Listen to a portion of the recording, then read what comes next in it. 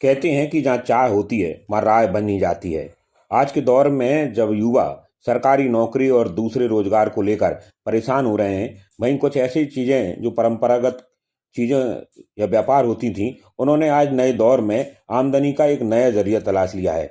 ऐसा ही एक नया काम अशोकनगर में देखने को मिल रहा है, मधुमक्खी पालन का। अमूमन अशोकनगर में संस्थागत तौर पर मधुमक्खी पालन या शहद निकालने के काम को व्यवसाय या उद्योग के तौर पर कम ही कर देखने को मिला था। मगर मुरैना से आए संजीव धाकड़ बताती हैं कि उन्होंने अशोकनगर में मधुमक्खी पालन का काम शुरू किया तो इसके बड़े फायदे उनको हो रहे हैं। उनका कहना है कि करीब 600 बॉक्स के साथ उन्होंने शुरुआती तौर पर अपना फार्म लगाया था और मधुमक्खी पालन से अब उनको काफ़ी लाभ हो रहा है। 10 दिन में शहद बनकर तैयार हो जाती है, जिसके बाद मशीन से शहद निकाल लेते हैं एवं मधुमक्खी जो अंडे देती है उसे सुरक्षित रख देते हैं। इसके अलावा मोम से भी कुछ आमदनी प्राप्त हो जाती है। उनका कहना है कि एक बॉक्स में 9 फ्रेम होती हैं और इनमें से 10 बॉक्स में करीब 30 किलो शहद निकल जाती है। शहद को एकत्रित कर ब्रोकर को दे देते हैं। इस तरह ये कई बड़ी कंपनियों के पास सीधे अशोकनगर का शहद पहुंचने लगा है।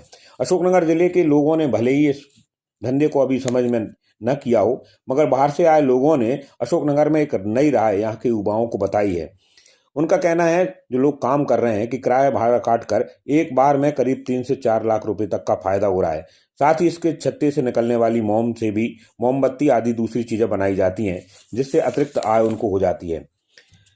काम करने वाले धाकड़ कहते हैं कि मधुमक्खी पालन करने वाले किसान शहद निकालने के बाद छत्ते फेंक देते हैं, लेकिन यह छत्ता बहुत उपयोगी होता है क्योंकि इसमें प्राकृतिक मोम पाया जाता है। संजीव बताते हैं कि कोरोना के पहले शहद के अच्छे रेट मिल जाते थे, लेकिन कोरोना के बाद से रेट में थोड़ी सी गिरावट जरूर आई है, मगर इसके बाद भी यह लाभ का धंधा बना हुआ है। पहले 150 से 160 के बीच बिकने वाली शहद आजकल 100 रुपये के आसपास ही बिक पा रही है, जबकि यही शहद बड़ी कंपनियां 800 से 900 रुपये तक बेचती हैं। ये काम करने वाले संजीव धाकड़ कहते हैं कि वह मुरैना के रहने वाले हैं और उनका चयन सरकारी नौकरी में हो गया था, मगर उसको ना करके उन्होंने यह व्यवसाय अपनाया है और इसको देखकर लगता है कि अशोकनगर जिले के लोगों के लिए एक नई राह कम से कम कृषि क्षेत्र में उद्योग के तौर पर देखने को मिल सकती है। मेरा नाम संजीव धाकड़ है। कहाँ रहते हैं? मुरैना से रहने वाला अच्छा, आप ये मधुमक्खी पालन का बिजनेस कब से कर रहे हैं? हूँ। मुझे हो गए करीब 3-4 साल हो गए। 4 साल से लगता रहे। क्या फैमिली बिजनेस है जी आपका? क्या फैमिली बिजनेस है। अच्छा, किस तरीके से किया जाता है ये बिजनेस? ये बिजनेस अपन ये बॉक्स ले आते हैं, बॉक्स के हिसाब से अपन करते हैं। अभी कितने जो बॉक्सों का प्लांट लगाया आपका? अभी मेरा 600 बॉक्सों का प्लांट है अशोकनगर में? जी। अशोकनगर में पहली बार है, मतलब पहले भी? अभी अशोकनगर में तो फर्स्ट टाइम आए हैं हम लोग। अच्छा, जैसे कि कोई भी अगर इस बिजनेस को करना चाहे तो किस तरीके से कर सकता है, किस तरीके से बात कर सकता है? हमसे भी बॉक्स ले सकते हैं, बॉक्स लेके अपना कर सकते हैं। किस तरीके से होती है इसकी ये बिजनेस? आप ये बॉक्स लेके आप मतलब फसल पे लगा सकते हो। कब कब, मतलब किस किस फसल पे होता है और क्या प्रक्रिया है? धनिया पे भी होता है, सरसों पे भी होता है और इसके बाद में तुम अजवाइन भी होता है और बाजरे पे भी लगती है ये। अच्छा, और जंगल भी लगाया जाता है। इसकी सेलिंग के लिए क्या प्रक्रिया रहती है? सेलिंग के लिए सर इसमें क्या है, ब्रोकर आते हैं जो बीच के लोग होते हैं, जो कंपनियों के डीलर होते हैं, तो वो कंपनियों के लिए लेके जाते हैं सामान। अच्छा, जैसे अभी आपने बताया धनिया पे और सरसों की खेती के टाइम पे, मतलब इससे और इसका क्या संबंध है? ये जो फूल होता है सरसों में, धनिया में, उससे ये रस लेती है। जो भी ये फूल पे क्या नेक्ट ऊपर से ही आता है। ये नेक्ट ऐसा नहीं है कि फूल ही इसको मतलब रस देता है, ऊपर से ये नेक्ट चलता है। तो उससे अपना मक्खी प्रकृति की देन है, तो पालन पोषण करती है।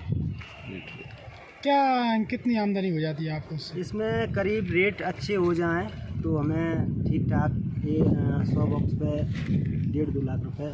अच्छा, जैसे कि आपको अभी ये बिजनेस करने में कोई परेशानी आ रही है या कोई कमी रेट मिल रही है उसमें से मैं आपके? जी, हमें रेट तो इसका मिल ही नहीं रहा है। कहने का मतलब ये है, मेरा रेट तो बिल्कुल भी नहीं मिल रहा है। जिस हिसाब से हम मेहनत करते हैं, इनको इधर उधर ले जाते हैं, जो भी खर्चा होता है वो भी रेट के हिसाब से पूरा नहीं हो पा रहा। क्या चाहोगे आप, क्या रेट मिलना चाहिए जिससे कि आप कम से कम 150-200 के बीच में होना ही चाहिए। 150-200 केजी के हिसाब से बिकना चाहिए। अभी क्या बिकता है आप? अभी तो कोई रेट ही नहीं ले रहे, कंपनी खरीद ही नहीं रही कोई। वैसे मानना है चलो, मिनिमम क्या रेट चलता है? मिनिमम पिछली साल चला था 100 से 150 के बीच में, 160 के बीच में। इस वर्ष तो बिल्कुल कोई आ ही नहीं रहा शहद खरीदने के लिए। जी रेट को लेकर दिल्ली में आंदोलन चल रहे हैं, अपने किसान बी कीपर भाई जा रहे हैं रेट के लिए और आंदोलन भी चल रहा है, लेकिन इसकी कोई सरकार सुनवाई ही नहीं कर रही बिल्कुल भी। तो हम चाहते हैं कम से कम 150 से 200 के बीच में रेट हो तो हम किसान लोगों का कुछ मुनाफा हो।